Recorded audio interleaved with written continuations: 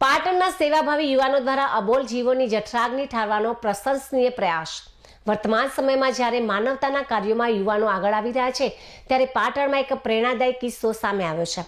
વીરદાદા ક્રેટર્સ અને પાટીદાર સમાજના ઉત્સાહી યુવાનોના સહયોગથી રાત્રિના સમયે માર્ગો પર ભટકતા અબોલ શ્વાનો માટે ભોજન સેવાનું સુંદર આયોજન કરવામાં આવ્યું હતું।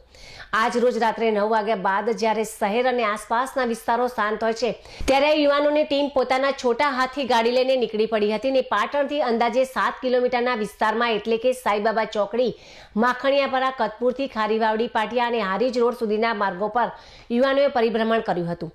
આ સેવા કાર્યની ખાસિયત એ હતી કે યુવાનોએ જાતે જ શુદ્ધ અને પૌષ્ટિક ગરમાગરમ શીરો તૈયાર કર્યો હતો। રસ્તામાં આવતા તમામ અબોલ શ્વાનો આ શીરો ખવડાવવાને તેમનું પેટ ઠાર્યું હતું।